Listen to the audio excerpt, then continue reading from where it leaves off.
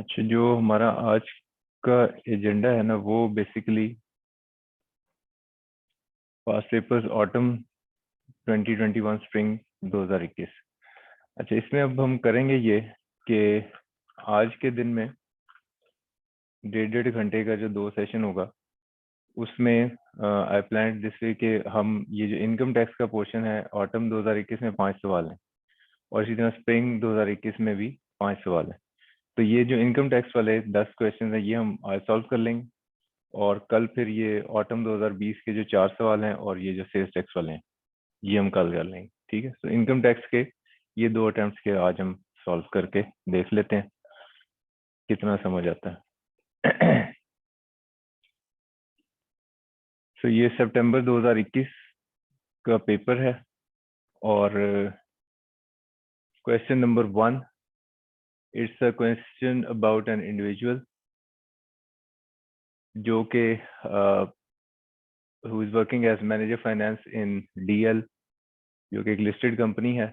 और अगर सवाल की रिक्वायरमेंट हम खास तौर पे देख लें तो हमसे रिक्वायरमेंट ये है कि compute total income and taxable income of Noman. तो इसमें टैक्स कैलकुलेशन नहीं मांगी हुई, सिर्फ और सिर्फ टोटल इनकम और टैक्सेबल इनकम की कैलकुलेशन है। 13 मार्क्स का ये क्वेश्चन है। तो सैलरीड पर्सन का एक केस है, ऑल्दो क्वाइट सिंपल, लेकिन कुछ एक दो टेक्निकलिटीज हैं इसमें जिसके ऊपर खास तौर पे बात करनी है हमने। तो इसका सोल्यूशन मैंने ग्रुप में शेयर कर दिया है, नुमान का जो सोल्यूशन है। तो ये आपको व्हाट्सएप ग्रुप में मिल जाएगा। तो हम आइटम्स को क्विकली देख लेते हैं जो सिंपल आइटम्स हैं। जैसे फॉर एग्जांपल पहला बेसिक सैलरी है 1,20,000। तो इसकी तो बहुत ही सिंपल टैक्सेशन है कि ये सारे का सारा हमने टैक्सेबल कर देना है। ठीक है, सो इसमें तो कोई कंफ्यूजन नहीं है। Next item is medical allowance. Medical allowance के केस में ये 10% ऑफ बेसिक सैलरी एग्जाम्प्ट होता है। तो यहाँ पे वो एग्जाम्पशन इसको मिलेगी। उसकी वजह ये है कि कोई मेडिकल फैसिलिटी सवाल में नहीं है, तो इसलिए this will be totally exempt from tax. और सॉरी, 10% ऑफ बेसिक सैलरी तक इसको एग्जाम्प्ट रखेंगे। अगला बेनिफिट है हाउस रेंट अलाउंस। अलाउंसेस सारे टैक्सेबल हैं, इसके ऊपर 45% ऑफ एमटीएस और बेसिक सैलरी वाला रूल नहीं लगाना, वो वैल्यूएशन ऑफ अकोमोडेशन पे लगता है। तो ये भी इसी तरह सारे का सारा टैक्सेबल हो जाएगा। Company maintained car for both official and personal use. The car was purchased on 1 July 2016 at a cost of 14 lakh. As per company policy, Noman purchased this car at its book value of 4.5 lakh on completion of 5 years on 30 June 2021। तो 30 June 2021 अगर आप देखें तो year and बन रहा है इस सवाल के हिसाब से। तो इसका मतलब ईयर एंड कंप्लीट होने पर इसने ये 14 लाख रुपए की जो गाड़ी थी वो कितने में खरीद ली? 4.5 लाख रुपए में। तो पहले तो इसका मतलब कि इसके पास पूरे साल मौजूद थी, तो उसकी वैल्यूएशन ऑफ कन्वेंस बनानी पड़ेगी। सो वैल्यूएशन ऑफ कन्वेंस 5% से आप बनाएंगे, तो ये 5% of 14 lakh will be taxable. उसके बाद ये गाड़ी इसने खरीद ली है 4.5 लाख रुपए की, और fair market value of this car on date of sale to Noman was 10 lakh. तो ये 10 लाख रुपए की गाड़ी थी जो उसने 4.5 लाख में खरीदी। तो इसका मतलब ये है कि सैलरी के हेड ऑफ इनकम में 5.5 लाख रुपए जो इन दोनों वैल्यूज का डिफरेंस है वो इसकी टैक्सेबल सैलरी इनकम में ऐड होगा, क्योंकि एम्प्लॉयमेंट के रिलेशनशिप से मिल रहा है इसको। तो जहाँ पे कोई चीज़ समझना है तो वो फिर आप पूछ लेना मुझसे, मैं उसको फिर नोट से या वहाँ से एक्सप्लेन कर दूंगा। प्रोविडेंट फंड कंट्रीब्यूशन 18,000 पर month to recognize provident fund and equal amount was also contributed by Noman to the fund. Interest income, so पहले जरा जो कंट्रीब्यूशन है एम्प्लॉयर कंट्रीब्यूशन, उसका ट्रीटमेंट आपने रिकॉल कर लेना है थोड़ा सा नोट्स में से जाके। तो मैं सिर्फ वो स्लाइड यहाँ पे ओपन कर दूंगा, I will not describe it क्योंकि काफ़ी डिटेल में हमने डिस्कस किए हुए हैं। सो प्रोविडेंट फंड में जो एम्प्लॉयर का कंट्रीब्यूशन है रिकॉग्नाइज प्रोविडेंट फंड के केस में वो 1.5 लाख या 10% of basic salary lesser amount को एग्जाम्प्ट करना है। सो आप इसी तरह ही करेंगे, जो भी आपका प्रोविडेंट फंड का कंट्रीब्यूशन है यानी कि 2,16,000 रुपये, इसको कंपेयर करेंगे 1.5 लाख रुपए से और 10% और ऑफ बेसिक सैलरी। इसमें जो लेसर अमाउंट है वो 10% ऑफ बेसिक सैलरी बन रहा है, तो वो एग्जेम्प्ट होगा और बाकी की अमाउंट को हम टैक्सेबल कर देंगे। उसके बाद कुछ अमाउंट जो है वो इन्होंने बताया कि इसको इंटरेस्ट क्रेडिटेड भी हुआ है, यानी कि प्रोविडेंट फंड के अकाउंट के ऊपर कुछ इंटरेस्ट भी है जो क्रेडिट हुआ है। Interest income of 5,40,000 at the rate of 18% of accumulated balance was credited to नमाज अकाउंट। तो 5,40,000 रुपए का इंटरेस्ट क्रेडिट हुआ है। तो ये जो 5,40,000 रुपए का इंटरेस्ट क्रेडिट हुआ है, इसमें से देखना है कि अब एग्जाम्प्ट क्या है। तो इसमें एग्जाम्प्ट क्या है जी, कि return at the rate of 16% या 1/3 of basic salary higher is exempt. ठीक है जी। सो इसमें 1/3 ऑफ बेसिक सैलरी ये बन गया 4,80,000, और 16% से रिटर्न ये भी सेम ही बनता है। तो इसको हम एग्जाम्प्ट कर देंगे और बाकी को टैक्सेबल कर देंगे।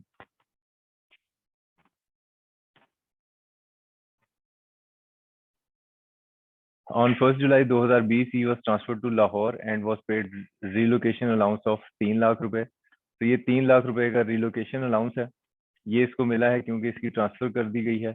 और रिलोकेशन अलाउंस फिर उस कैटेगरी में फॉल करता है कि जो आपको ऑफिशियल पर्पजेस के लिए एक ही दफा दिया गया है, ऑफिस की तरफ से आपको चूंकि ट्रांसफर की गई है, तो इसलिए this will be totally exempt from tax. So relevant provision आपने कौन सी इस पे अप्लाई करनी है? तो इसमें हमने स्पेशल अलाउंस वाली एक प्रोविजन पड़ी हुई थी।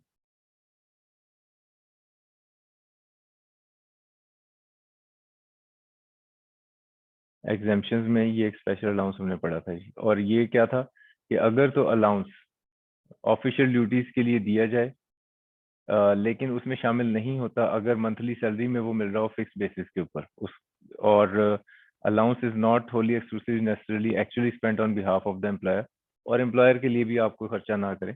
तो ये दो चीजें अगर हों या इनमें से कोई भी, तो फिर ऐसी सूरत में वो एग्जेम्पशन नहीं रहती अवेलेबल। लेकिन यहाँ पे चूंकि ऑफिस ने आपको ट्रांसफर किया है, तो रिलोकेशन अलाउंस एक ही दफा मिल रहा है, फिक्स सैलरी के अंदर नहीं मिल रहा, तो इसलिए this will be exempt from tax. Next is HR committee approved a performance bonus for 30 June 2021 for all employees. Noman received 4 lakh as performance bonus on 15 जुलाई। तो ये चूंकि इसके टैक्स ईयर से ही बाहर पेमेंट है और सैलरी को हमने रिसीट बेसिस के ऊपर टैक्स करना है, तो इसलिए ये तो मेरे टैक्स ईयर में ही फॉल नहीं करता, इसलिए बोनस की अमाउंट को मुझे यहाँ पे शामिल करने की जरूरत नहीं है, कुछ भी बोनस की अमाउंट की मद में नहीं आएगा। Next is on 1st April 2021, Noman obtained a loan of rupees 5 million at 6% per annum from DL to purchase a new house for his own use. First installment of the loan was paid on 30 June 2021. He incurred legal expenses of 20,000 for obtaining the loan. अब loan को हासिल करने के लिए जो 20,000 के जो expense हुए हैं, इसका आपकी कंप्यूटेशन में कोई रोल नहीं होगा, क्योंकि सैलरी के हेड ऑफ इनकम में कोई एक्सपेंस आपको अलाउड नहीं होता। हाँ, अलबत्ता ये जो लोन है ये इसके लिए इंटरेस्ट फ्री लोन वाली प्रोविजन आपने देखनी है कि अगर बेंचमार्क रेट से, क्योंकि यहाँ पे लोन भी 1 मिलियन से ज़्यादा है और रेट जो है वो भी 10% से कम है, तो फिर इसका मतलब ये है कि आपने इसके ऊपर मार्कअप कैलकुलेट करना होगा। तो वो मार्कअप आप कितने से कैलकुलेट करेंगे? जो भी डिफरेंस बनता है 4% से। और ये लोन इसने कब लिया है? 1 अप्रैल। तो इसका मतलब अप्रैल मई जून 3 महीने के लिए आप ये कैलकुलेशन बनाएंगे। और ये जो 20,000 है, इसको कुछ भी नहीं करना। अगर आप चलो वो एग्जामिनर के कमेंट्स में एंड पे देखता हूँ जाके। Other information relevant to tax year 2021।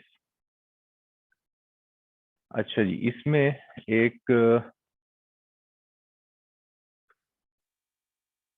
चीज इंपॉर्टेंट ये है कि ये जो आपने लोन लिया था फॉर एक्विजिशन ऑफ हाउस, इसके ऊपर आप क्या बनाएंगे? डिडक्टेबल अलाउंस भी बनाएंगे। तो वो जो डिडक्टेबल अलाउंस है उसकी कैलकुलेशन किस तरह से बनेगी? तो ये deductible allowance profit on debt, अगर आपने प्रॉफिट ऑन डेट अदा किया किसी लोन के ऊपर जिससे आपने क्या किया था, कोई नया घर खरीद लिया या एक्वायर कर लिया या कंस्ट्रक्ट कर लिया, ये लोन किससे मिला हुआ होना चाहिए? सो जिनसे ये लोन मिला हुआ होना चाहिए उनमें से one of the categories is a listed company. ठीक है जी। तो ये आप देख लेंगे कि आपका यहाँ पे एम्प्लॉयर जो है वो लिस्टेड कंपनी है या नहीं है। ठीक है। So it is a public listed company. So बताया वैसे सवाल में, तो इसका मतलब एलिजिबल हो गया ये बंदा डिडक्टेबल अलाउंस कैलकुलेट करने के लिए भी। तो जो भी मार्कअप आपने जो मार्कअप बनता है लोन के ऊपर 5 मिलियन के ऊपर, कितने परसेंट से? 10% से, क्योंकि पूरे का पूरा बेंचमार्क रेट जो है वो उस पर आपको अलाउड होगा। 6% तो एक्चुअली आप पे कर ही रहे हैं, तो 4% तो आपकी इनकम में गया हुआ है, तो ये पूरे का पूरा ट्रीट किया जाएगा कि ये इसके ऊपर आपने मार्कअप पे किया है। इसको 50% ऑफ टैक्सेबल इनकम से कंपेयर करेंगे और 2 मिलियन से कंपेयर करेंगे, जो इनमें लोअर अमाउंट होगी that will be your deductible allowance. तो ये सारी की सारी प्रोविजन जो है ये वाली है, 50% ऑफ टैक्सेबल इनकम और 2 मिलियन से कंपेयर करके डिडक्टेबल अलाउंस आपको बनाना है। अच्छा जी, during the year Noman received interest income of 5,10,000 on his investment in defense savings certificates. The amount was net of withholding tax at the rate of 15% and zakat was deducted under Zakat and Dushar Ordinance 1980. अच्छा जी, अब profit on date जो tax regimes है हमारी, उसमें ये किधर fall करता है? उसमें ये फॉल करता है फाइनल टैक्स रिजीम में और सेपरेट टैक्सेशन में।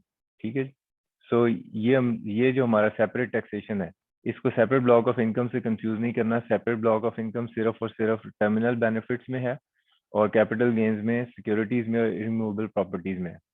तो सेपरेट ब्लॉक ऑफ इनकम एक डिफरेंट चीज है, उस इनकम के लिए कुछ रेट ऑफ टैक्स डिफाइन हुआ हुआ है, उसको फाइनल टैक्स नहीं कहा गया। लेकिन जो सेपरेट टैक्सेशन है ये फाइनल टैक्स रिजीम में फॉल करता है और profit on debt is one of them.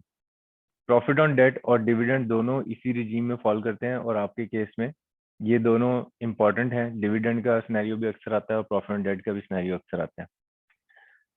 अच्छा जी, यहाँ पे एक इम्पॉर्टेंट चीज जो खास तौर पे मैं हाईलाइट कर देता हूँ वो क्या है? वो ये है कि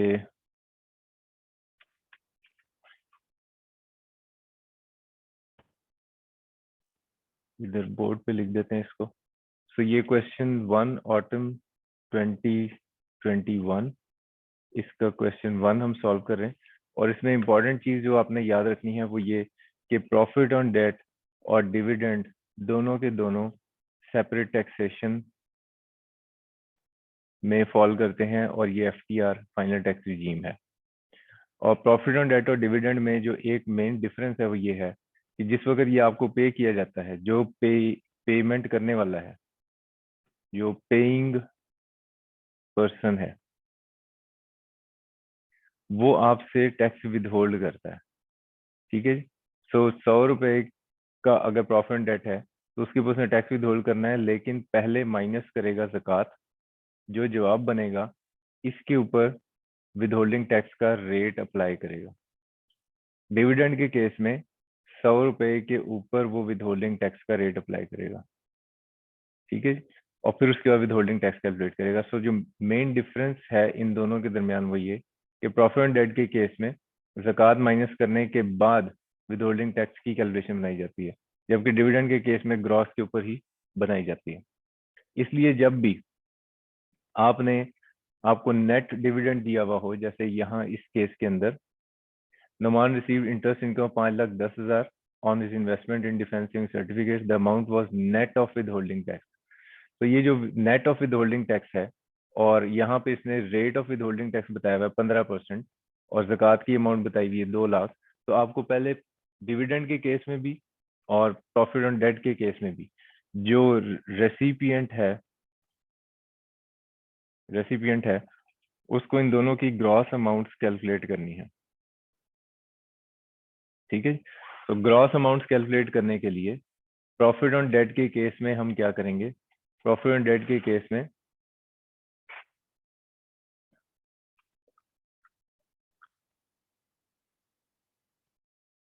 इसको ग्रॉस अप करने के लिए आपको क्या करना है कि जो 5,10,000 आपको नेट अमाउंट दी हुई है इसको मल्टीप्लाई करना है 15/85 से, तो this will be your withholding tax amount. और उसके बाद फिर ज़कात इसमें ऐड करेंगे, इन सारी रकमों को ऐड करेंगे तो ये ग्रॉस अमाउंट बन जाएगी। जो इससे पिछली अटेम्प्ट है उसमें डिविडेंड का सिनेरियो है, तो अभी वो भी हम देख लेंगे।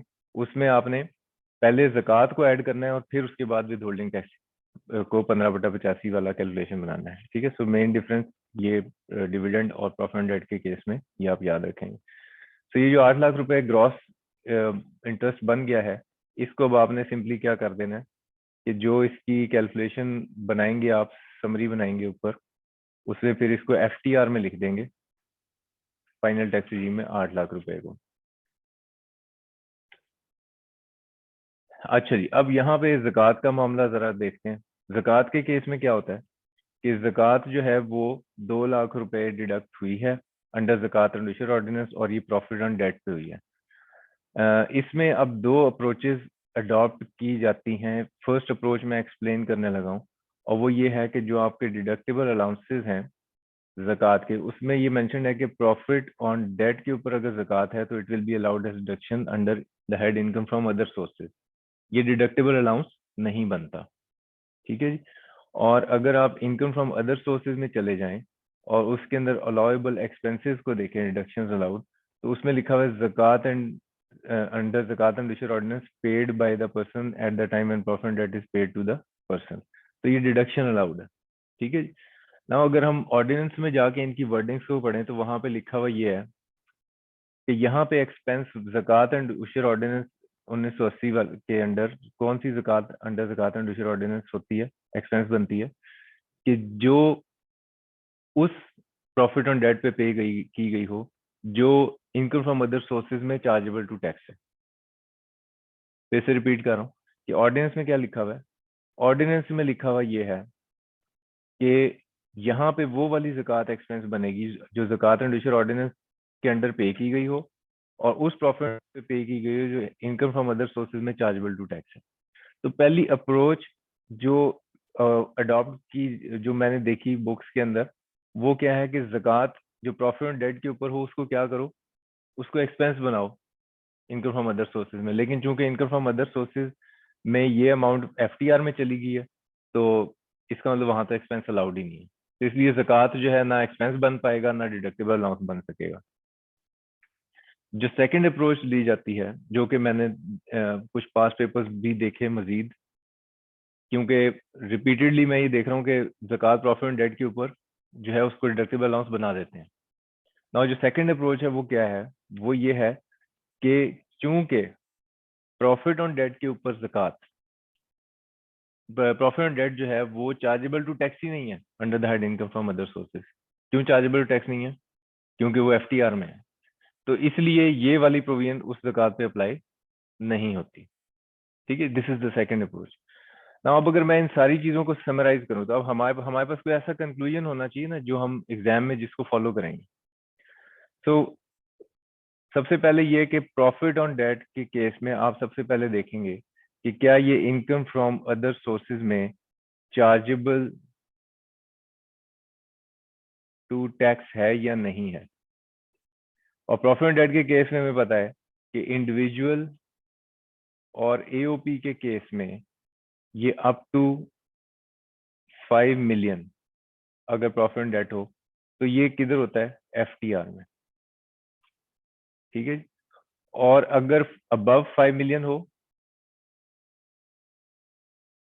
अबव 5 मिलियन हो तो ये किधर होता है, नॉर्मल टैक्स रिजीम में, ठीक है। ना अगर अब ज़कात आपको दी हुई है सवाल में और आपका प्रॉफिट ऑन डेट एफटीआर में है, तो फिर इसका मतलब ये कि एफटीआर की इनकम तो चार्जेबल टू टैक्स ही नहीं होती। ये एफटीआर के बारे में ऑर्डिनेंस में लिखा हुआ है। तो इसका मतलब इस ज़कात को मैं क्या करूंगा, क्योंकि ये चार्जेबल टू टैक्स नहीं है, तो फिर इसका मतलब मैं इसको इनकम फ्रॉम अदर सोर्सेज में एक्सपेंस बनाने वाली प्रोविजन अप्लाई नहीं करूंगा, बल्कि कौन सी अप्लाई करूंगा, डिडक्टेबल अलाउंस, ठीक है जी। और जहां पे ये 5 मिलियन से ज्यादा होगा तो इसका मतलब नॉर्मल टैक्स रिजीम में है। इसका मतलब ये है कि इनकम फ्रॉम अदर सोर्सेज में चार्जेबल टू टैक्स है, तो इसका मतलब मैं इसको, इसके ऊपर जो ज़कात होगी उसको क्या करूंगा, इनकम फ्रॉम अदर सोर्सेज में एक्सपेंस ट्रीट करूंगा, right. So that's the final verdict on profit on tax. So इसलिए अब यहाँ पे मैंने इसलिए इसको हाईलाइट भी किया हुआ है कि अब चूंकि ये फाइनल टैक्स रिजीम 5 मिलियन से कम है प्रॉफिट ऑन डेट, तो इसका मतलब फाइनल टैक्स रिजीम में है। फाइनल टैक्स रिजीम में अगर है तो इसका मतलब चार्जेबल टू टैक्स नहीं है under the head income from other sources. अगर चार्जेबल टू टैक्स नहीं है तो फिर इसका मतलब एक्सपेंस वाला प्रोविजन इस पे नहीं लगेगा, बल्कि कौन सा लगेगा, डिडक्टिबल अलाउंस वाला। And the same has been followed by ICAP in its suggested answer. ठीक है जी।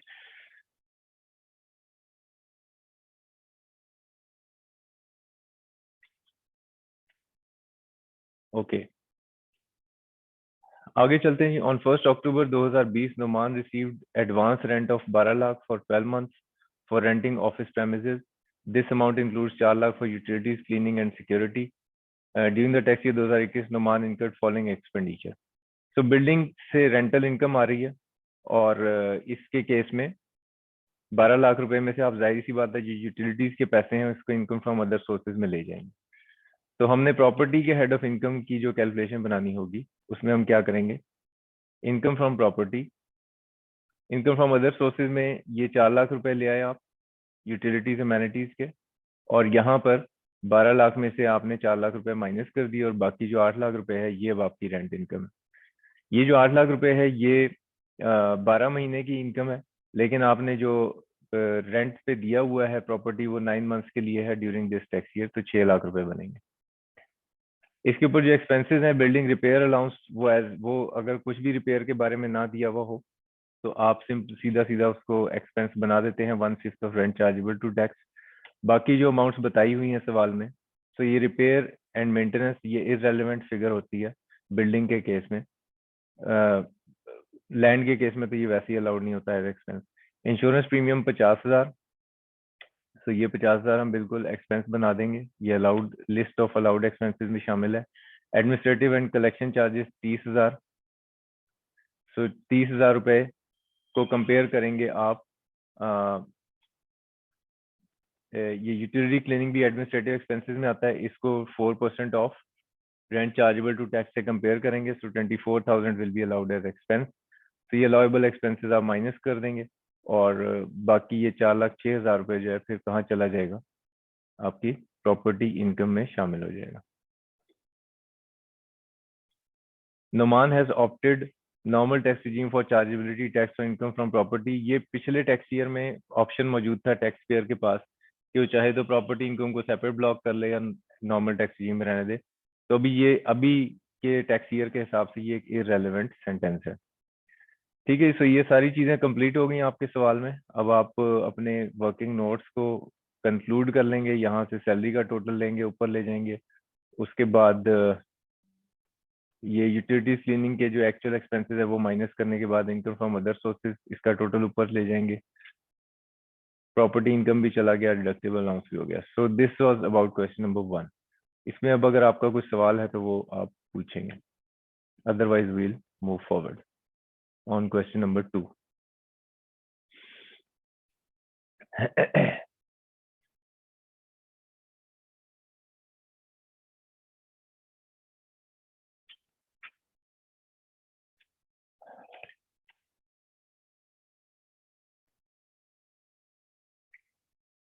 चलिए, ऑटम 2021 क्वेश्चन नंबर 2। सवाल नंबर 2 में क्या है, Mukhtar a resident individual is in the process of finalisation of wealth statement. अच्छा, इसमें ये जो पिछला सवाल था मैंने एक्चुअली इसमें साथ में रखा हुआ है एग्जामिनर कमेंट्स भी, हम देख लेते हैं कि एग्जामिनर ने किन चीज़ों को माइंड किया है कि स्टूडेंट ने क्या क्या गलती की है। सो क्वेश्चन नंबर 1 में जो एग्जामिनर समझता है आपने बड़ी गलतियां की हैं, legal expenses for obtaining loan were not shown as inadmissible expense, यानी कुछ स्टूडेंट्स ने इसको एक्सपेंस ट्रीट कर दिया सैलरी के हेड ऑफ इनकम में। Interest income was ग्रॉस्ड up incorrectly, वो डेफिनेटली ज़कात वाला इशू होगा जिसकी वजह से गलत ग्रॉसिंग अप हुई होगी। Deductible allowance for profit on debt related to purchase of new house was ignored. Relocation allowance was considered as taxable. Mind कर रहा है इस चीज को examiner. Rent amount was not proportionated for 9 months. Rental income को 9 months पे आपने apportion नहीं किया, पूरी की पूरी अमाउंट ली। Income from utilities cleaning security was tax under the head income from property, वहां पे एक्सपेंस ट्रीट कर दिया। Entire amount of administration and collection charges of rent was taken as admissible expense instead of 4% की limit आपने नहीं लगाई। Time was wasted on computation of tax liability which was not required in the question। ठीक है, तो requirement को बहुत ध्यान से देखेंगे आप, बहुत ध्यान से। कि मांग क्या रहा है आपसे, कि पूछा क्या है। ठीक है, इस सवाल क्वेश्चन नंबर 2 रिक्वायरमेंट देख लेते हैं सबसे पहले कि क्या है। Under the provision of income tax ordinance advise Mukhtar that how the above matters would be dealt in his wealth statement and its reconciliation statement. So advise करना है, कोई कैलकुलेशन बनाकर बताने की जरूरत नहीं है। ठीक है, सो वेल्थ स्टेटमेंट ये हमने जिस वक्त इसको सॉल्व किया था तो हमने कहा था कि वेल्थ स्टेटमेंट बिल्कुल उसी प्रोसेस पे बनती है जैसे आप बैलेंस शीट बनाते हैं, और जो वेल्थ रिकंसिलिएशन स्टेटमेंट बनती है वो बिल्कुल उसी मेथड पे बनती है जिसपे आप इनकम स्टेटमेंट बनाते हैं अपने बिजनेस की। ठीक है, तो हम एक एक करके जरा इन आइटम्स को देखते हैं और देखते हैं कि क्या इसका ट्रीटमेंट क्या बनता है, फिर उसको डिस्क्राइब कर देंगे। During the tax year 2021 Mukhtar received share of profit of 14 lakh from AOP. As on 30 June 2020 his total investment in AOP was 53 lakh. He was also provided a car worth of rupees 25 lakh by AOP for office use only. तो पहले ये जो आखिरी item है इसको तो देखे ना, ये जो 25 लाख रुपए की गाड़ी उसको दी गई है ऑफिस यूज के लिए, ये तो इसका एसेट है नहीं। ठीक है, तो ये जो 25 लाख की जो गाड़ी है, 25 लाख की जो गाड़ी है, इसको तो मुझे कुछ भी अपनी ना मेरी वेल्थ स्टेटमेंट में आएगा ना मेरी रिकंसिलिएशन स्टेटमेंट में आएगा। हाँ, अलबत्ता जो शेयर ऑफ प्रॉफिट है 14 लाख रुपए का, जो कि पहले शेयर ऑफ प्रॉफिट कितना था, शेयर कितना था इसका, टोटल इन्वेस्टमेंट 53 लाख। तो इसका मतलब इसकी जो वेल्थ स्टेटमेंट पिछली होगी उसमें एक एसेट नजर आ रहा होगा ना, इन्वेस्टमेंट कितने से, 53 लाख रुपए से, इन्वेस्टमेंट इन एओपी। उसमें अब इजाफा हो जाएगा कितनी अमाउंट से, 14 लाख रुपए से जो इसका प्रॉफिट है। तो इसका मतलब 14 लाख रुपए इसके इस एसेट में इजाफा होगा। अगर ये डेबिट हो रहा है तो साथ में कुछ क्रेडिट होना चाहिए। क्रेडिट क्या होगा, इनकम। तो ये आपका रिकंसिलिएशन स्टेटमेंट में प्रॉफिट एंड लॉस अकाउंट या इनकम स्टेटमेंट में 14 लाख रुपए की इनकम भी आपने शो करनी है। ठीक है जी, शेयर ऑफ प्रॉफिट भी बताना है। उसके बाद इन 2014 he had purchase 10 tola gold for 5 lakh. At 30 June 2021 the market value of the gold was 1,07,000 per तोला। ना आपने एक एसेट अगर खरीद लिया है पिछले किसी साल में तो वो आपकी वेल्थ स्टेटमेंट में नजर आ रहा है एसेट के तौर पे। अब वो एसेट महंगा हो जाए, सस्ता हो जाए, 2 कौड़ी का हो जाए, 2 करोड़ का हो जाए, उससे अब वेल्थ स्टेटमेंट में कोई आपको वो नहीं चाहिए है एडजस्टमेंट। ठीक है, सो इस सारी की सारी अमाउंट का ना तो रिकंसिलिएशन स्टेटमेंट पे कोई इम्पैक्ट है और ना ही आपकी वेल्थ स्टेटमेंट पे। During the tax year 2021 he sold his personal car for 18,76,000। The car was purchased on in 2019 for 17 lakh. तो 17 लाख रुपए की गाड़ी 2019 में आपने खरीदी थी, इसका मतलब मेरी वेल्थ स्टेटमेंट में एक एसेट नजर आ रहा था कितने का, 17 लाख रुपए का, और अब मैंने उस एसेट को डिस्पोज ऑफ कर दिया है कितने का, 18,76,000 रुपए का। तो इसका मतलब इसकी इससे क्या, इसकी एंट्री क्या बनेगी, जनरल एंट्री अगर आप बनाए तो कैश आपके पास आया कितना, 18,76,000 रुपए का। एसेट चला गया कितने का, 17 लाख रुपए का, और कुछ प्रॉफिट बना या इनकम बनी कितनी, 1,76,000 रुपए की। ठीक है, तो ये जो इनकम बनी ये किधर चली जाएगी, रिकंसिलिएशन स्टेटमेंट में। आपकी एसेट्स में से ये 17 लाख रिड्यूस हो जाएगा और आपके कैश में ये 18,76,000 बढ़ जाएगा। ठीक है, सो वेल्थ स्टेटमेंट में क्या होगा कि कैश आएगा 18,76,000 का, गाड़ी जाएगी 17 लाख रुपए की, और इनकम स्टेटमेंट यानी रिकंसिलिएशन स्टेटमेंट में 1,76,000 रुपए शो किए जाएंगे। During the tax year 2021 he paid 6 lakh against outstanding interest free loan of rupees 1 million. The loan was obtained in tax year 2020। आपने एक लोन लिया हुआ था कितना, 10 लाख रुपए का, लेकिन आपने 6 लाख रुपए अदा कर दिए। तो इसकी सिंपल ट्रांजेक्शन क्या बनती है कि आपके पास से कैश चला गया 6 लाख रुपए का, और लोन जिसका क्रेडिट बैलेंस होता है उसको आप क्या कर देंगे, डेबिट, कितने से, 6 लाख रुपए से। तो इसका रिकंसिलिएशन स्टेटमेंट के ऊपर, वेल्थ रिकंसिलिएशन स्टेटमेंट के ऊपर कोई इम्पैक्ट नहीं है। वेल्थ स्टेटमेंट में ही लोन की अमाउंट को कम करना है और कैश की अमाउंट को रिड्यूस कर देना है। तो ये इसके इम्पैक्ट हैं। ठीक है, तो ये आपने डिस्क्राइब कर देने हैं, और साथ ही हम जरा एग्जामिनर के कमेंट्स देख लेते हैं कि स्टूडेंट्स ने इसमें क्या किया। Share of profit from AOP was ignored in wealth statement. Further, car provided by AOP for office use was included in wealth statement. ठीक है, सो गाड़ी तो बिल्कुल भी नहीं आनी थी, इसके नाम तो नहीं की उन्होंने।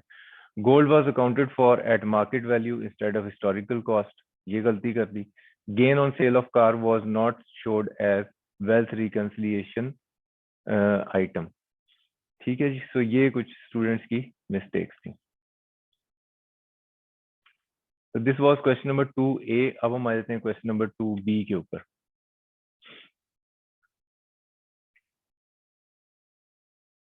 So question number 2B। 2B में कुछ लॉसेस आपको बताए हुए हैं और आपसे अगेन डिस्क्राइब करने को कहा है या कैलकुलेट करने को।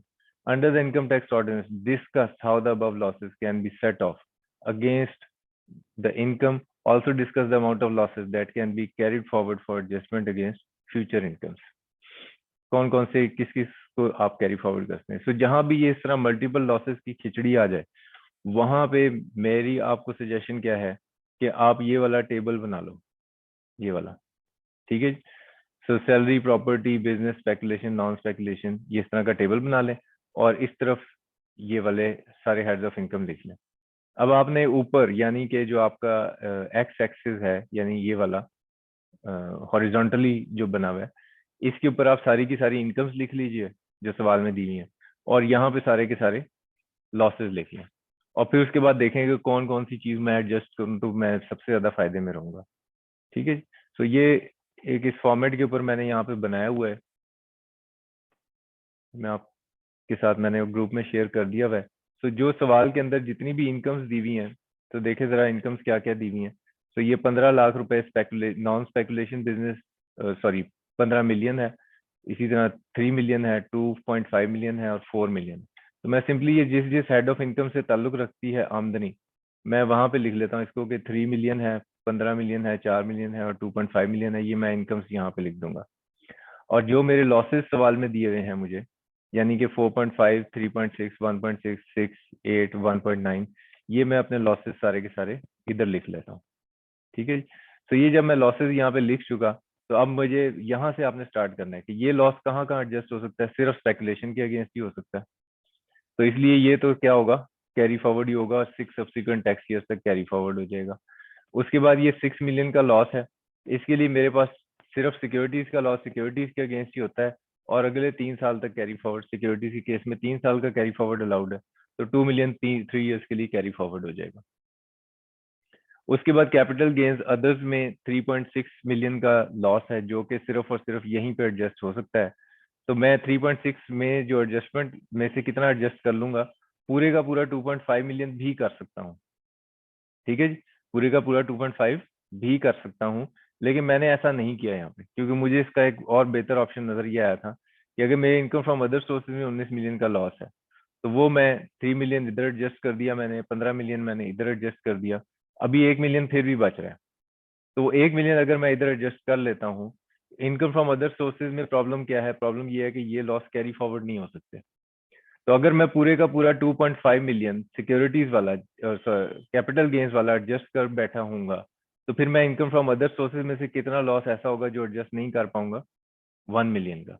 ठीक है, और वो कैपिटल गेन्स वाला मैं कैरी फॉरवर्ड कर सकता हूँ, तो इसलिए बेहतर ये है कि मैं क्या कर लूँ कि जो लॉस कैरी फॉरवर्ड नहीं हो सकता उसको इस्तेमाल कर लेता हूँ, इसको कैरी फॉरवर्ड कर लूंगा, और ये फिर अगले साल हम इसको एडजस्ट कर लेंगे। ये 6 सब्सिक्वेंट टैक्स ईयर्स तक कैरी फॉरवर्ड किया जा सकता है, तो इसका आगे चांस बन जाएगा कहीं पे एडजस्ट होने का। ठीक है, so that is how you will make up its solution. इसमें जो आई कैप ने सोल्यूशन दिया उससे थोड़ा सा डिफरेंस इसलिए होगा कि ये प्रॉपर्टी के हेड ऑफ इनकम में इस दफा एडजस्टमेंट अलाउ है इस दफा के टैक्स ईयर में, जो कि पिछली दफा नहीं थी। तो आई कैप का सोल्यूशन थोड़ा सा डिफर करेगा हमारे से, क्योंकि ये 3 मिलियन का एडजस्टमेंट नहीं हो रहा होगा कहीं पे भी। और इसी तरह उन्होंने इस चीज को भी कंसिडर नहीं किया कि अगर ये 2.5 मिलियन, उन्होंने क्या किया कि पूरे का पूरा 2.5 मिलियन इस अदर्स के अगेंस्ट एडजस्ट कर दिया। जबकि अगर हम थोड़ा सा इसमें इंटेलिजेंट प्ले कर लेते, तो हम क्या कर देते, हम इस इनकम फ्रॉम अदर सोर्सेज वाले लॉस को इस्तेमाल कर लेते।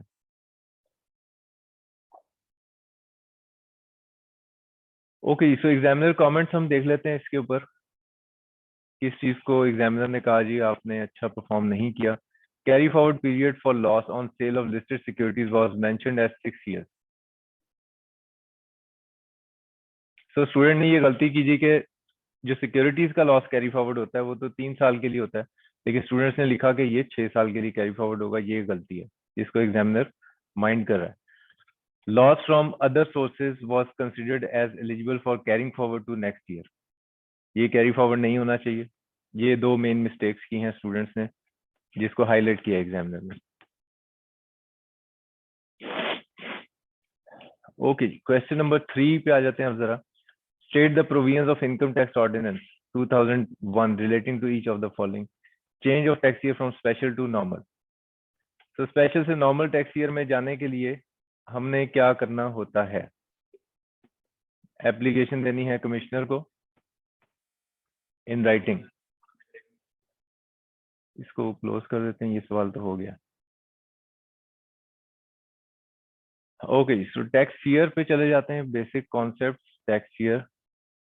तो अगर आप चेंज करना चाहते हैं टैक्स ईयर तो कमिश्नर को दरखास्त दे दोगे, कमिश्नर कन्विंस हो गया तो चेंज कर देगा, लेकिन नहीं कन्विंस होगा तो अपॉर्चुनिटी ऑफ बीइंग हर्ड, फिर कन्विंस नहीं होगा तो rejection order, record reasons for rejection, और दैट्स इट। अच्छा जी, इसमें टैक्स पेयर के पास चॉइस है कि एफबीआर के पास भी जा सकता है, तो सिंपल ही प्रोसेस है। दूसरा क्या है? Change in method of accounting of income chargeable to tax under the head income from business. तो इनकम फ्रॉम बिजनेस में अगर आपने मेथड ऑफ अकाउंटिंग चेंज करना हो तो क्या करेंगे? उसके लिए हम अपने नोट्स पे ही चले जाते हैं। मेथड ऑफ अकाउंटिंग, ये बेसिस ऑफ टैक्सेशन। तो मेथड ऑफ अकाउंटिंग आप चेंज कर सकते हैं, और इसके लिए क्या लॉ की प्रोविजंस हैं कि जी रेगुलरली लगाया जाएगा। अगर आप चेंज करना चाहते हैं, change in method of accounting करना है, तो एप्लीकेशन दे दें कमिश्नर को। कमिश्नर सेटिस्फाई हो जाएगा तो वो उसको बताना है रीजंस कि क्यों मैं होना चाहता हूँ, blah blah blah. So it's simple. I think इसमें कोई चीज मैंने एक्सप्लेन नहीं करनी। हम सिर्फ ये देख लेते हैं कि एग्जामिनर ने किन चीजों को हाईलाइट किया है कि स्टूडेंट ने मिस्टेक्स किए हैं। तो ये मैं एग्जामिनर कमेंट इसलिए बता रहा हूँ, ये थोड़ा सा आपको भी विजिलेंट करने के लिए कि यार ये एग्जामिनर कमेंट्स में वो चीजें आती हैं जो एग्जामिनर देखता है कि यार ये तो बड़ी फ्रीक्वेंट है और ये मुझे बताना चाहिए स्टूडेंट को। सो क्वेश्चन नंबर 3A में एग्जामिनर इज सेइंग कि examinees fail to mention that while giving permission the commissioner may impose conditions as he may deem fit। ये बात स्टूडेंट्स ने यूजुअली नहीं लिखी हुई, तो ये एक इंपॉर्टेंट चीज है जो एग्जामिनर समझता लिखी होनी चाहिए थी। इन point number 2 examinees fail to mention that items affecting the change shall be adjusted in a manner that no item is omitted and no item is taken into account more than once। सो ये हमने वैसे discuss किया हुआ है class में कि जब method of accounting change करेंगे तो कोई भी आइटम जो कैश बेसिस पे कंसीडर हो चुका है उसको अप्रूवल में दोबारा से कंसीडर नहीं करना है, एंड वाइस वर्सा। तो ये चीजें मेंशन करनी जरूरी हैं, एग्जामिनर इस चीज को समझता है कि आपको बताना चाहिए। On has discovered an error in his annual income tax return which was submitted on due date, now he intends to file a revised return voluntarily. Return को रिवाइज करने के लिए क्या है जी कि रिटर्न को रिवाइज करना है तो 60 दिन में तो आपके पास अपने पास ही चॉइस मौजूद है कि आप कर सकते हैं। उसके बाद अगर आपने रिवाइज करना है तो कमिश्नर से परमिशन मांगनी है। कमिश्नर से परमिशन की उस वक्त भी जरूरत नहीं है जब आपने अपनी इनकम को बढ़ाना है या रिफंड को घटाना है या लॉस को बढ़ाना है। अगर रिवाइज रिटर्न में ऐसा करना है तो फिर भी जरूरत नहीं है, लेकिन अब अगर इसके अलावा है तो फिर कमिश्नर से परमिशन लेनी पड़ेगी। और कमिश्नर से परमिशन लेने के लिए आपको उसको रीजंस बतानी पड़ेंगी कि जनाब क्या वजह है कि मैं रिटर्न रिवाइज करना चाहता हूँ। वो सारी रीजंस आपको एप्लीकेशन में बतानी पड़ेंगी। So it's a simple again question, इसको हम जरा देख लेते हैं कि एग्जामिनर ने क्या चीजें हाईलाइट की हैं। Examiner did not mention when permission of commissioner was not required and discussion on deemed approval by the commissioner was ignored. Deemed approval ये होती है कि जब आप एप्लीकेशन दे देते हैं तो और कमिश्नर उसके ऊपर कोई रिस्पॉन्ड नहीं करता तो फिर 60 डेज के बाद वो ऑटोमेटिकली आपको परमिशन मिल जाती है। उस क्योंकि सॉफ्टवेयर में आपने अप्लाई करना होता है, एफबीआर का जो सॉफ्टवेयर है आईआरएस पे आप अप्लाई कर एप्लीकेशन देते हैं तो उस सॉफ्टवेयर में ये प्रोविजन मौजूद है कि अगर उसने नहीं किया तो कोई भी एक्शन नहीं लिया तो ऑटोमेटिकली आपको परमिशन ग्रांटेड समझी जाएगी। जी, आयरस एब्रीविएशन नहीं है किसी चीज का। Iris is name of a flower which is known for its wisdom, मतलब वो एक विजडम की रिप्रेजेंटेशन के तौर पे, लेकिन आयरस का कोई एब्रीविएशन नहीं। ओके जी, question number 3 is done. Question number 4 पे आते हैं। कुछ सवाल हो तो यार पूछ लेना, थोड़ी सी हो सकता है स्पीड मेरी ज्यादा हो। क्योंकि ये सारी चीजें मैं कई दफा रिकॉर्ड करके भी दे चुका हूँ और डिस्कस भी बहुत दफा बड़ी दफा हो चुकी हैं। सो क्वेश्चन नंबर 4 देखते हैं जी। क्वेश्चन नंबर 4 में क्या है, Abbas a resident individual is engaged in the business of manufacturing of various consumer goods under name and style of Kamyab Engineering. Following information has been extracted. So एक profit and loss statement आपको दिया हुआ है। Requirement सबसे पहले देख लेता हूँ जाके सवाल में क्या है। Compute the total income, taxable income, net tax payable और रिफंडेबल। तो सारा कुछ ही करना है आपने। Your computation should commence with profit before tax of ₹12.7 million। Ignore minimum tax under section 113। It's a sentence of blessing. अगर ये ना लिखा हो तो जान अजाब में आ सकती है आपकी। अगर आपके टर्नओवर किससे ज्यादा हो, 100 मिलियन से ज्यादा, तो ऑलरेडी यहाँ पे तो अमाउंट कम है, लेकिन जिस टैक्स ईयर का ये सवाल है उस वक्त 10 मिलियन था। थ्रेशोल्ड तो अप्लाई हो जाना था मिनिमम टैक्स का provision. Show relevant exemption exclusion disallowances blah blah blah. चलो जी, अब एक एक करके आइटम पकड़ते जाते हैं और देखते हैं करना क्या है। सवाल एग्जामिनर की फरमाइश है कि आप इस फिगर से सवाल स्टार्ट करें, तो इस फरमाइश को आपने ऑनर करना है, वरना आप डिसऑनर हो जाएंगे। ठीक है जी, एग्जामिनर की फरमाइश को इज्जत देंगे आप, एग्जामिनर को इज्जत दो। नहीं, सो प्रॉफिट बिफोर टैक्स हमने, और साथ ही पहला काम तो ये किया, 1 नंबर तो इसका मिल गया कि एग्जामिनर ने कहा था इससे करो शुरू, तो मैंने तो सीधा तो ये तो आपने काम कर दिया। अब आगे देखें, काबिलियत तो आगे पता चलेगी ना जब सवाल की रिक्वायरमेंट देखें। Additional information, cost of sales include accounting depreciation. इससे तो टैक्स लॉ को वैसे ही नफरत है, तो 12 लाख रुपए तो एक्सपेंस हो ही नहीं सकता, ये अकाउंटिंग वाला डेप्रिसिएशन है। तो हम इस 12 लाख रुपए को तो स्ट्रेट वे वापस जमा कर देते हैं इस प्रॉफिट में, क्योंकि ये तो अलाउड ही नहीं होता है expense. Tax return down values of cage fixed assets on 1 July 2020 were. ये आपका जो टैक्स ईयर है ये कब खत्म हो रहा है, 30 जून 2021 को, और ये वैल्यूज कब की दी हुई है, 1 जुलाई 2020। यानी आपको स्टार्ट ऑफ टैक्स ईयर जब शुरू हो रहा है उस वक्त की रिटर्न डाउन वैल्यूज भी दी हुई हैं। और कौन सी return down values, tax return down values. ठीक है, तो ये हमारे काम की हैं वैल्यूज, 6.86 मिलियन, 8 लाख रुपए और 3 मिलियन। सो एसेट है 3 कैटेगरी में, प्लांट एंड मशीनरी, कंप्यूटर और मोटर व्हीकल्स। इन तीनों को मैं मेंशन कर लेता हूँ अपने पास, एक वर्किंग नोट बना देता हूँ, और वो वर्किंग नोट ये मैंने बना दिया। तो मैंने सबसे पहले क्या किया कि रिटर्न डाउन वैल्यूज जो मुझे सवाल में बताई गई हैं, 6860, 8 लाख और 3 मिलियन, ग्रुप में मैंने शेयर किया हुआ है सोल्यूशन। आप ग्रुप में हैं हमारे? ओके।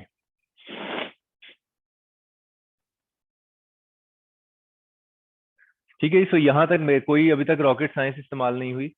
ये एज इट इज फिगर्स मैंने उठा के सवाल वाली यहाँ पे लिख दी है। ये खास तौर पे आपने देखना है यहाँ पे क्या लिखा है, motor vehicles 80% for business purposes. ये बड़ी इंपॉर्टेंट इन्फॉर्मेशन है, सिग्निफिकेंट इन्फॉर्मेशन, क्योंकि जब आप इस साल की डेप्रिसिएशन बनाएंगे तो वो डेप्रिसिएशन जितनी भी कैलकुलेट होगी उस उसको 80% से मल्टीप्लाई करके एक्सपेंस बनाना पड़ेगा। जरा थोड़ा सा मैं अपनी तसल्ली के लिए यहाँ पे डिस्कस करने लगा आपके साथ क्वेश्चन नंबर 4 कि पार्टली यूज्ड एसिड जो है उसके साथ हम क्या सलूक करते हैं। सबसे पहला रूल ऑफ थंब कि अगर एसिड 100 रुपए का है और ये 60% बिजनेस में यूज होता है, तो ये एसिड मैं लिखूंगा कितने से। पहली चीज तो आपको ये क्लियर होनी चाहिए, इसकी कॉस्ट कितनी होगी मेरे बिजनेस में, वो 100 ही होगी। 60% की वजह से इसको 60 की कॉस्ट से रिकॉर्ड नहीं करना, नंबर 1। नंबर सेकंड कि इसके ऊपर जब इनिशियल अलाउंस कैलकुलेट करना होगा, तो लेट से अगर ये एलिजिबल डेप्सिबल एसेट है तो 25% से आप बनाएंगे, तो वो 25 इसमें से माइनस करने के बाद 75 बचेगा। बिजनेस में एक्सपेंस कितना अलाउड होगा, पूरे का पूरा 25। इसमें 60% का कोई रोल नहीं होगा। दूसरी चीज हो गई, सेकंड इंपॉर्टेंट थिंग ये हो गई। थर्ड इंपॉर्टेंट थिंग ये कि अब मैं इसके ऊपर नॉर्मल डेप्रिसिएशन बनाऊंगा एट द रेट ऑफ 15%, और जो भी इसका रेट है जो आपको सवाल में क्वेश्चन पेपर पे दिया हुआ होता है लास्ट पेज पे। So let's say it is 15%, तो 75 का जरा 15% आप बनाए, कैलकुलेटर है किसी के पास, कितना बनता है? चलो मैं एज्यूम वैल्यू लिख लेता हूँ फिलहाल। हाँ। हम्म। 11 पॉइंट, चलो 11 कर देते हैं। तो ये जो 11 नॉर्मल डेप्रिसिएशन बना है, अब बिजनेस में जो एक्सपेंस बनेगा वो इसका 60% होगा। ठीक है। सो 11 का 60%। चलें अगर हम थोड़ा सा एक लिबर्टी ले लेते हैं, इसको 10 कर लेते हैं थोड़ी सी अपनी कैलकुलेशन इजी रखने के लिए। ठीक है। तो इसका मतलब मैं एक्सपेंस कितना बनाऊंगा? 6। और यहाँ पे अगर मैं अब आपसे ये सवाल पूछूं, एक बिजनेस 100, एक एसेट 100 का है और वो 60% बिजनेस में यूज होता है, तो बताइए पहले साल के बाद इस एसेट की रिटर्न डाउन वैल्यू कितनी होगी? तो your answer should be 65। Return down value उसी तरह कैलकुलेट करनी है जैसे एसेट 100% यूज हो रहा है बिजनेस में। आपने इनिशियल लॉस और डेप्रिसिएशन के फिगर्स वैसे ही कैलकुलेट करने हैं, सिर्फ जो बिजनेस में अलाउएबल एक्सपेंस होगा उसके ऊपर ये जो 60% है इसका साया पड़ेगा। ठीक है जी। अलाउएबल एक्सपेंस, आपका जो ये इनिशियल अलाउंस था ये एज इट इज अलाउ रहेगा, इसमें कोई रिडक्शन नहीं होगी 60% वाली। ठीक है जी।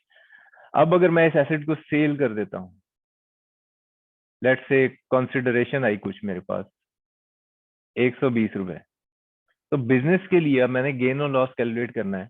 एसेट यूज हो रहा है 60%, तो क्या मैं कंसिडरेशन को 60% से मल्टीप्लाई करूंगा? Answer is no. कंसिडरेशन कितनी होगी? 120। ठीक है। सो कंसिडरेशन इज 120। इसमें से अब आपने माइनस करना है रिटर्न डाउन वैल्यू। ठीक है। जो रिटर्न डाउन वैल्यू है वो कितनी आप लेंगे? 65। और इसमें ऐड कर देंगे जो भी डिस अलाउड डेप्रिसिएशन थी। ठीक है। तो डिस अलाउड डेप्रिसिएशन कितनी थी अगर हम ऊपर चले जाएं, तो ये मुझे 6 अलाउड हुआ था 10 में से, तो 4 मुझे डिस अलाउड हो गया, ये मुझे अलाउ ही नहीं हुआ था एज एक्सपेंस। तो अब इस 4 को क्या करूंगा, इसमें ऐड करूंगा and I will make it 69। ये मैं माइनस करूंगा जब मैं कैलकुलेट करने लगूंगा गेन और लॉस ऑन डिस्पोजल। जब 120 में से आप 69 माइनस करेंगे तो what will be your answer? 70, 80, 90, 100, 51। So 51 will be the gain और लॉस, जो कि किस हेड ऑफ इनकम में जाएगा? बिजनेस में। कैपिटल गेन्स में इधर उधर ना ले जाना, इसको अदर सोर्सेज में ना ले जाना। ठीक है। गॉट द आइडिया जी। अब आखिरी इंपॉर्टेंट बात सुने जरा, आखिरी इंपॉर्टेंट बात सुने कि अगर मेरे पास कुछ और एसेट्स भी थे जिसमें से मैंने सिर्फ ये वाला सेल किया है, फर्स्ट कर लेते हैं उन एसेट्स की, जब ये पहला साल खत्म हुआ था तो रिटर्न डाउन वैल्यू कितनी बनी हुई थी? लेट्स से 365, जिसमें ये 65 का एसेट भी शामिल था। अब जब मैंने अगले साल में इस एसेट को बेच दिया, तो मुझे ये बताएं कि अब इसमें से कितने बच गए हैं मेरे पास? इन अदर वर्ड्स मैं पूछ ये रहा हूं 365 में से कौन सी वैल्यू निकालोगे अब? 65 या 69? दैट्स द क्वेश्चन इज कि अब आप 65 माइनस करोगे, very precisely I am asking this, कि 65 माइनस करोगे या 69? ठीक है। जो जाहिर है उसमें शामिल था वही निकालोगे ना इसमें से। ठीक है। सो द आंसर इज कि इस 365 में से अब 65 माइनस होगा। You should be very clear on this. So 300 बचेगा, जिसके ऊपर अब मैं आगे नॉर्मल डेप्रिसिएशन कैलकुलेट करता रहूंगा क्योंकि ये एसेट्स मेरे पास बाकी बच गए। ठीक है। So having said all this, अब हम जरा आ जाते हैं सवाल पे, क्योंकि ये this is not an easy terrain, तो आसान एरिया नहीं दिया एग्जामिनर ने। 80% एक एसेट यूज हो रहा था और ये कौन सी कैटेगरी में था? Motor vehicles. और इसने मोटर व्हीकल को ही क्या कर दिया? बेच दिया। तो कुछ इस किस्म की सिचुएशन आ रही है जो भी हमने डिस्कस किया।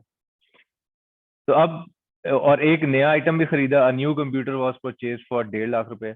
जो नया एसेट आए ना उसके केस में ये ज़हन में रख लें, उसकी आपने अलग कैलकुलेशन बना दी, उसको सारी अपनी कैलकुलेशन से अलग ले जाओ, बिल्कुल अलग। सो न्यू एसेट को बिल्कुल अलग कर दो बाकियों से, और देखो क्या ये एलिजिबल डेप्सिबल एसेट है। कंप्यूटर यस है। इसके ऊपर 25% से इनिशियल अलाउंस बना दो, उसके ऊपर नॉर्मल डेप्रिसिएशन बना दो 30%, और चूंकि ये फर्स्ट ईयर है तो इसलिए 50% रूल अप्लाई होगा। तो ये नॉर्मल डेप्रिसिएशन बन गई और ये उसकी रिटर्न डाउन वैल्यू बन गई।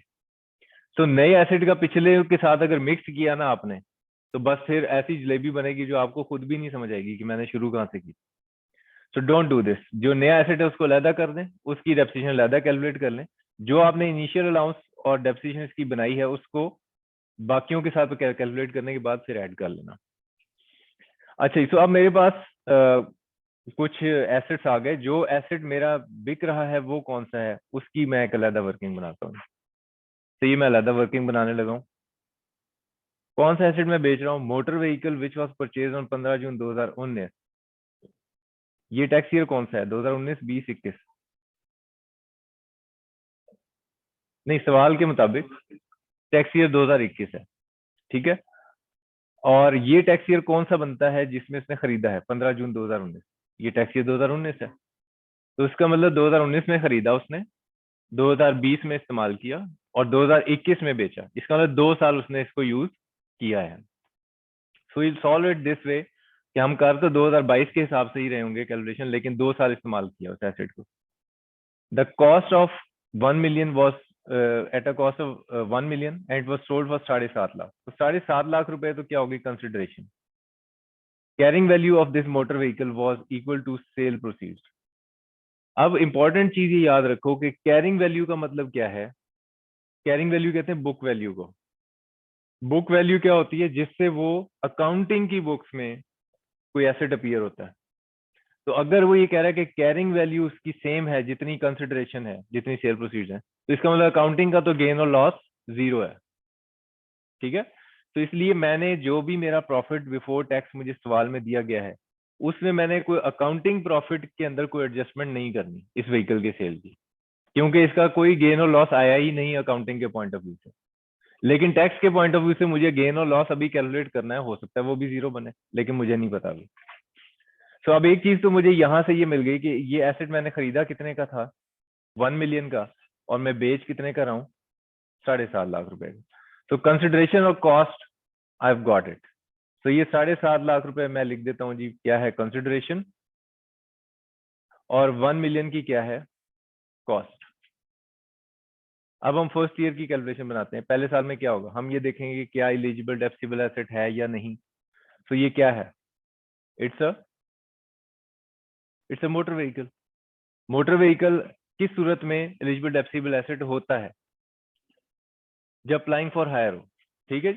ना यहाँ सवाल अब इस मामले के ऊपर साइलेंट है। आप थोड़ा सा हिंट ले सकते हैं कि इसका बिजनेस देख लें क्या है, ठीक है।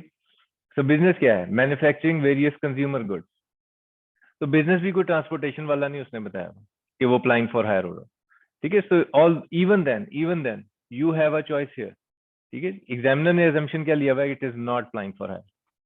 तो if it is not applying for hire, तो इसका मतलब एलिजिबल डेप्सिबल एसेट नहीं है। तो इसका मतलब मैंने इसके ऊपर इनिशियल अलाउंस कैलकुलेट नहीं करना, मैंने सिर्फ इसके ऊपर नॉर्मल डेप्रिसिएशन बनानी है। एसेट 80% यूज हो रहा है बिजनेस में, लेकिन कॉस्ट कितनी ली देखो मैंने? पूरी 1 million, ठीक है। और मैं इसके ऊपर नॉर्मल डेप्रिसिएशन बनाऊंगा 15% से, लेकिन मुझे अलाउड कितनी होगी? 80%। एक्सपेंस कितना अलाउड होगा? 80%। और नॉट अलाउड कितना होगा? 30%, सॉरी 20%, ठीक है। सो ये मैंने अलग अलग कर दिया। 1,20,000 जिस साल में ये खरीदा था उस साल का एक्सपेंस होगा, अभी तो वो एक्सपेंस से मुझे कुछ लेना देना नहीं। सेकंड ईयर में मैं क्या करूंगा? फिर से नॉर्मल डेप्रिसिएशन बनाऊंगा उस रिटर्न डाउन वैल्यू पे जो मैंने पीछे कैलकुलेट किया, और फिर ये जो डेप्रिसिएशन मैंने कैलकुलेट की, इसके ऊपर भी 80% मुझे अलाउड होगा एज एक्सपेंस और 20% डिसअलाउड होगा। ये 2 साल की कैलकुलेशन के बाद तीसरा साल आ गया जब मैंने इस एसेट को बेच दिया। ईयर ऑफ डिस्पोजल में हम कोई डेप्रिसिएशन नहीं लेते। तो इसका मतलब अब मुझे इसकी रिटर्न डाउन वैल्यू लेनी है, लेकिन रिटर्न डाउन वैल्यू में वो वैल्यू जमा कर देनी है जो मुझे डिसअलाउ हुआ था। कितना डिसअलाउ? ये मैंने एक टोटल बनाया हुआ है यहाँ, 55,500। तो 7,22,500 में जमा कर दूंगा मैं 55,500, तो ये कितना बन जाएगा 7,78,000। और यहां से मुझे पता चलेगा कि मुझे क्या हो गया, लॉस। ठीक है। सो अभी जो हमने प्रीवियसली डिस्कस किया था अभी व्हाइट बोर्ड के ऊपर, हम उससे मैच कर रहे हैं ना अपने सोल्यूशन में, वही काम कर रहे हैं। ठीक है। सो हमने रिटर्न डाउन वैल्यू 7,22,500 नॉर्मल तरीके से जो कैलकुलेट की थी 7,22,500, इसमें जमा कर दिया क्या, जो मुझे अलाउ नहीं हुआ था, और ये फिर मैंने गेन और लॉस वर्कआउट कर लिया। अब अगला सवाल, अब जरा सुने, जरा इंपॉर्टेंट चीज ध्यान से, कि ये एसेट तो मेरे पास इस साल में नहीं है ना, नहीं है, तो ये व्हीकल्स में से निकालनी है कोई वैल्यू, कौन सी वैल्यू निकालूं? वही सवाल जो मैंने अभी आपसे थोड़ी देर पहले पूछा था, कि 7,22,500 या 7,78,000। 7,22,500, क्योंकि पहले मेरे एसेट की वैल्यू में 7,22,500 ही है। ठीक है जी। अब यहाँ पे मैं एक जसारत कर रहा हूँ इंतहाई अदब के साथ। वो जसारत ये है कि when I look at the solution bye I cap,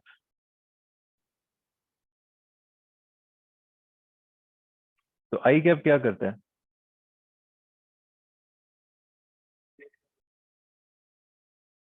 ये क्वेश्चन नंबर कौन सा है, 4।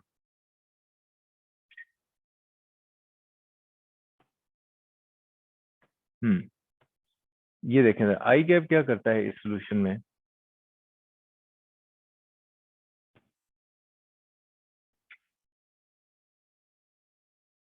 हाँ, आई कैप इसमें ये करता है कि ये देखें मोटर व्हीकल्स लिखा हुआ है ना, ये एक वैल्यू इसने बनाई थी। इसने किया क्या है कि इसको थोड़ा सा, इसने नहीं कहना चाहिए, बदतमीजी हो जाएगी। इन्होंने इन्होंने आई कैप ने क्या किया है, 3 मिलियन, 3 मिलियन क्या था जरा देखो जरा, ओपनिंग रिटर्न ऑन वैल्यू थी ना, ये 3 मिलियन लिखी हुई है। ये इन्होंने अपने क्वेश्चन पे भी लिखी हुई है इन्होंने। ठीक है यार, दूसरे टीचर का मुझसे वो आप प्लीज जो मैं जो कह रहा हूँ उसमें कोई लॉजिकल ऑब्जेक्शन है, मुझे वो बताए ना। ओके। सो आपको ये दिखाई दे रहा है, ये 3 मिलियन, अब इस 3 मिलियन में से मुझे क्या माइनस करना चाहिए था, 7,22,500। ठीक है। सो ये यहाँ पे मैं इस आई कैप से इख्तलाफ ये कर रहा हूँ कि इन्होंने 7,78,000 माइनस करके आगे कैलकुलेशन बनाई है, यानी कि इन्होंने कौन सी वाली वैल्यू ली है, वो वैल्यू ली है जो कि ये वाली, ये 7,78 इन्होंने ली, इन्होंने ये शामिल करके लिए। सो आई आई थिंक कि ये वाली वैल्यू होना चाहिए, ऐसा नहीं होना चाहिए। सो हम अपने जो सही तरीका हम समझते हैं उसी पे चलेंगे, सिरात मुस्तकीम पे। सो हम ये माइनस करेंगे और जो बाकी जवाब बनेगा उसके ऊपर नॉर्मल डेप्रिसिएशन कैलकुलेट कर लेंगे। फिर जो नॉर्मल डेप्रिसिएशन कैलकुलेट होगी, ये सारा तो एक्सपेंस के तौर पे अलाउड नहीं होगा ना, कितना होगा, 80%, चूंकि बिजनेस में यूज होता है व्हीकल, तो इसलिए इस फिगर का मैं 80% बनाऊंगा, तो ये आंसर आ जाएगा। So that's how we will work this out depreciation. 10,29,000, 2,40,000, 2,73,300, 37,500, 16,875, तो ये मेरे पास टोटल टैक्स डेप्रिसिएशन बनेगी 1596675। सो 1596675 इज द टैक्स डेप्रिसिएशन जो मैंने यहाँ पे लिख दी। अकाउंटिंग गेन और लॉस ऑन व्हीकल, वो सवाल में बताया हुआ है कि वो सेम ही वैल्यू थी, तो इसलिए कोई नहीं बना। जो टैक्स का गेन और लॉस है व्हीकल पे, वो हमने वर्कआउट किया है, 28,000 का लॉस है। ठीक हो गया जी। अब हम आगे चलते हैं। आगे इस सवाल में आसान आसान चीजें हैं, मुश्किल चीज से आप गुजर लिए। An amount of 40,000 paid to factory supervisor, 23 March 2021। 23 मार्च आपको पता है ना क्या था, करारदाद पाकिस्तान मंजूर हुई थी 23 मार्च 1940 को। एडवांस सैलरी आपने इसको दे दी कितनी, 40,000 for the month of April, since he was in urgent need of money of amount and banks were close on 23 March due to Pakistan day, he was paid in cash. अब अगर छुट्टी की वजह से एक बंदे को तनख्वाह, उसको जरूरत थी, मजबूरी में आपने दे दी कैश में, तो फिर क्या वो एक्सपेंस के तौर पे अलाउड है या नहीं? हाँ, यह मजबूरी है यार, क्या कर रहे हो 23 मार्च है, पाकिस्तान डे है। हाँ हाँ, लॉ में इमोशंस नहीं है, लॉ के पास मोरालिटीज और इमोशंस नहीं। लॉ जिसको कह रहा है, लॉ स्पेकुलेशन बिजनेस के ऊपर भी टैक्स लगा रहा है। आप जुआ खेल के आ रहे हैं, कोई बात नहीं, लॉ उसके ऊपर बता रहे हैं, ठीक है, इनकम कमाई टैक्स दे दो, बात खत्म हो गई। तो सैलरी में भाई 25,000 रुपए से ज्यादा अगर आपने अमाउंट दी है क्रॉस चेक के अलावा, तो वो एक्सपेंस के तौर पे अलाउड नहीं है। तो चाहे पाकिस्तान डे था, चाहे अल्लामा इकबाल डे था, 40,000 रुपए अब आपको क्या हो जाएगा, डिसअलाउ हो जाएगा। ये एक्सपेंस के तौर पे आप माइनस करेंगे जी। नहीं, 2 एम्प्लॉइज हैं क्या? हाँ, 2 फैक्ट्री सुपरवाइजर है ना, एक बंदे को दी। अगर अपने दोस्त को मिला लेता साथ कि यार तुम भी 20 ले लो, मैं भी 20 ले लेता हूँ, मुझे दे दे इसको बोलते हैं टैक्स प्लानिंग, ठीक है तो फिर ये अलाउ हो जाता है एक्सपेंस। हाँ, टैक्स अवॉइडेंस, ठीक है। Okay, administrative and selling expenses, expenditure on in house scientific research. Scientific research में एक ही पॉइंट है, जब भी आएगा बस ये देख लेना रिसर्च पाकिस्तान में हुई है कि नहीं, बस दैट्स इट। पाकिस्तान से बाहर हुई है तो वो एक्सपेंस अलाउड नहीं। इसमें बस ये 7 लाख रुपए लिखे हुए हैं जो आपने चाइनीज कंपनी को दिए हैं, ये 7 लाख डिसअलाउ हो जाएगा, बाकी ठीक है। तो ये 7 लाख रुपए हम सिर्फ डिसअलाउ करने लगे हैं, बाकी एक्सपेंस ठीक है। An expense of rupees 6.5 lakh paid as installment toward purchase price of an industrial plot. आपने प्लॉट खरीदा और उसकी इंस्टॉलमेंट पे की, तो ये जो इंस्टॉलमेंट आप अदा कर रहे हैं, ये आप जाहिर सी बात है, इसका इनकम से तो कोई ताल्लुक नहीं है, तो इसको एडमिन एक्सपेंस तो नहीं होना चाहिए ना 6.5 लाख रुपए को। तो 6.5 लाख रुपए will not be allowed as expense. ये तो आपने कैश पे किया और एक एडवांस इंस्टॉलमेंट हो गई या लाइबिलिटी कम हो गई। Purchase of goats worth 2,25,000 for sacrifice on Eid ul Azha. अब बताइए ना आप कितने मुसलमान हैं, ये एक्सपेंस है ये एक्सपेंस है क्या, नहीं बताए? ना ना, तो आपको तो भाई छोरी मार देंगे आपको ईद उल अजहा है भाई, क्या कर रहे हो? इस्लामिक इस्लामिक त्योहार है, बकरा खरीदा है आपने, ठीक है। सो बिजनेस का एक्सपेंस नहीं है जी। So expense is not wholly and exclusively for the purpose of business. तो ये जो एक्सपेंस की एलिजिबिलिटी की पहली कंडीशन टैक्स लॉ ने बताई हुई थी, deductions allowed Holi and exclusively for the purpose of business, हम इसी को वायलेट कर रहे हैं, तो इसलिए ये तो एक्सपेंस नहीं बन सकता। बकरा हो, ऊंट हो, गाय हो, कुछ भी हो। तो 2,25,000 can not be an expense.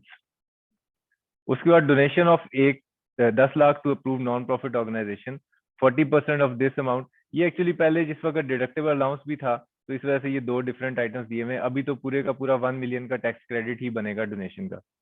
तो 1 मिलियन के 2 ट्रीटमेंट्स होंगे, एक तो ये एक्सपेंस नहीं हो सकता आपका, और दूसरा आपको एक टैक्स क्रेडिट्स का वर्किंग नोट बनाना पड़ेगा, जिसमें आप ये 1 मिलियन डोनेशन के तौर पे शो करेंगे। सो टैक्स क्रेडिट्स में आप डोनेशन लिखोगे 1 मिलियन का, फिर इसको कंपेयर करोगे 30% ऑफ टैक्सेबल इनकम के साथ, और जो इसमें लोअर अमाउंट होगी उससे बनाएंगे आप वैल्यू सी, और फिर उसका एवरेज रेट ऑफ टैक्स से मल्टीप्लाई करके टैक्स क्रेडिट कैलकुलेट करेंगे। अच्छा जी, next is insurance premium 2 lakh pay to registered insurance company for health insurance of Abbas and his dependent. अब ये अगेन अब्बास की कोई हेल्थ इंश्योरेंस है, ये तो उस बिजनेस का तो एक्सपेंस नहीं है। तो पहली चीज तो ये कि इसको एक्सपेंस से तो निकाल लेना। हाँ, अलबत्ता ये चूंकि सोल प्रोप्राइटरशिप है, तो ये अब्बास की बिजनेस इनकम जो बन रही है, उसमें मतलब हेल्थ इंश्योरेंस का आपके पास वो तो है ना मौजूद, टैक्स क्रेडिट मौजूद है, तो वो तो आप क्लेम कर सकते हैं। सो टैक्स क्रेडिट में जाके एक दफा आप रिवाइज कर लीजिएगा इसको, tax credit for investment shares health insurance. तो क्या है जी, प्रीमियम जो भी पे किया 5% ऑफ टैक्सेबल इनकम या 1.5 लाख, इसमें जो भी कम होगा वो वैल्यू सी बन जाएगी, एंड फिर उसके आप एवरेज रेट ऑफ टैक्स से मल्टीप्लाई करेंगे। So first thing which will do is कि हेल्थ इंश्योरेंस को एक्सपेंस ट्रीट ना करें। उसके बाद आप अगला काम क्या करेंगे, इसका एक टैक्स क्रेडिट बनाएंगे हेल्थ इंश्योरेंस का, इसको कंपेयर करेंगे 2 लाख रुपए को 5% ऑफ टैक्सेबल इनकम के साथ, और 1.5 लाख रुपए से वैल्यू सी बनी 1.5 लाख, और इसका एवरेज रेट से मल्टीप्लाई करके आपने टैक्स क्रेडिट बना दिया। अच्छा जी, नेक्स्ट इज इंश्योरेंस भी हो गया जी। An amount of 7,20,000 receive from income tax department on account of tax refund related to tax year 2018। This amount includes an additional payment of 80,000 due to delay in tax refund. So tax refunds कभी भी income नहीं होते, लेकिन income from other sources में आप जाएंगे और इसमें आप देखेंगे कि इसमें क्या क्या इनकम शामिल होती है। ठीक है, सो यहाँ पे एक आइटम लिखा हुआ है additional payment on tax refund under tax loss. तो अगर रिफंड एफबीआर आपको पे करने में देर कर दे तो वो कुछ मार्कअप आपको अदा करता है, वो एडिशनल पेमेंट होती है। तो वो additional payment income from other sources में आएगी, रिफंड नहीं आएगा। आपने गलती ये की हुई है कि अदर इनकम में शामिल कर दिया है क्या, 7,20,000। तो पहले तो ये 7,20,000 अदर इनकम ट्रीट ना करें, बिजनेस में से इस प्रॉफिट में से इसको निकाल दें। तो प्रॉफिट में से निकाल दिया, ठीक है, 7,20,000। और an amount of 7,20,000 received from income tax department, और this amount includes additional payment of 80,000। लेकिन 80,000 तो इनकम में रहना चाहिए, रहना चाहिए ना। लेकिन हेड ऑफ इनकम बिजनेस का नहीं होगा, बल्कि इनकम फ्रॉम अदर सोर्स। तो इसलिए बिजनेस में तो मैं कुछ नहीं करूंगा, मैं पूरा 7,20,000 निकाल दूंगा, और इनकम फ्रॉम अदर सोर्सेज में जाकर additional payment on delayed refund ये 80,000 लिख दूंगा। ठीक है जी, तो ये एक वर्किंग नोट बना के आप इनकम फ्रॉम अदर सोर्सेज में ले जाएंगे। उसके बाद क्या होगा जी, capital gain of 4,30,000 and 2,50,000 on sale of investment in shares. तो ये दो कंपनीज हैं जिसका क्या किया इसने, शेयर बेचा, तो कैपिटल गेन्स आ गया। तो पहले तो ये दोनों अमाउंट जल्दी से बिजनेस की हेड ऑफ इनकम से तो निकाल लेना।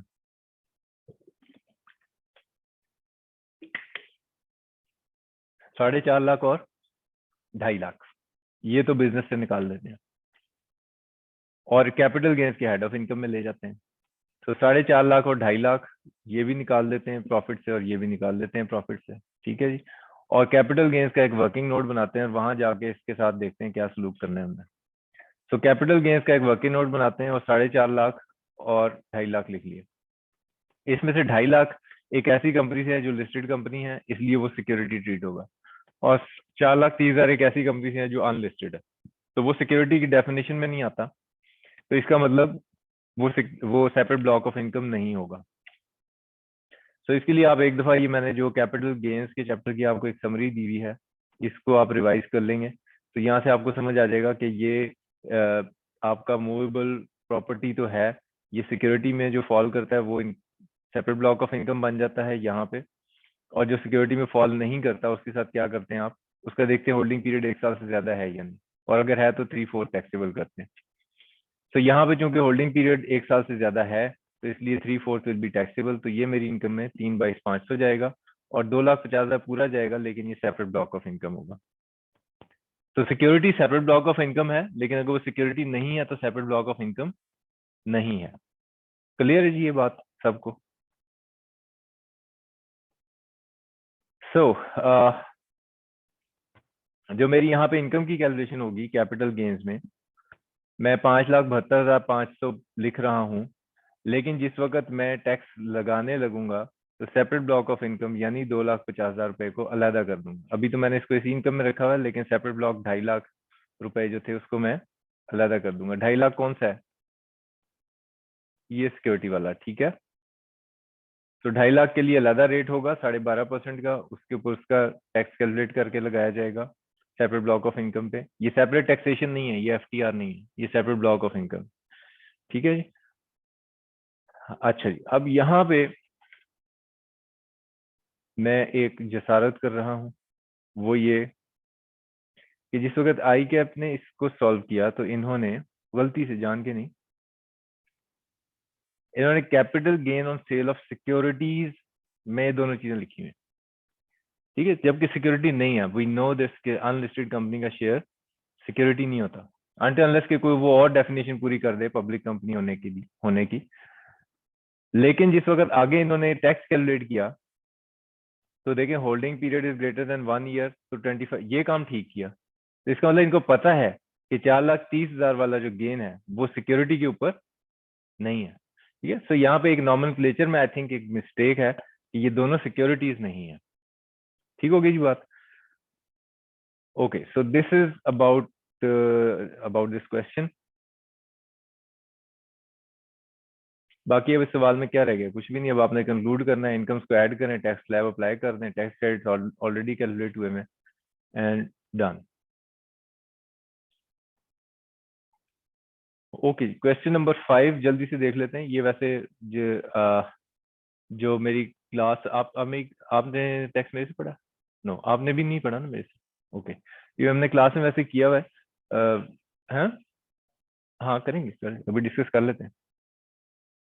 एक ब्रेक कर लें 10-15 मिनट की, क्या कहते हैं? हाँ, 1.5 घंटा हो गया। तो ऑनलाइन पे पता नहीं कोई है भी कि नहीं, मैं ऐसे ही जूम लगा के बैठा हूँ। ओके, जी जी वहाब मौजूद है, ठीक है। चलो, ये 20 मिनट का ब्रेक है। ऑनलाइन वाले पार्टिसिपेंट्स, आफ्टर 20 मिनट्स मैं 20 मिनट के बाद ना दोबारा से लिंक शेयर करूंगा ग्रुप में, तो इस लिंक को कैंसिल कर देंगे हम। ठीक है जी।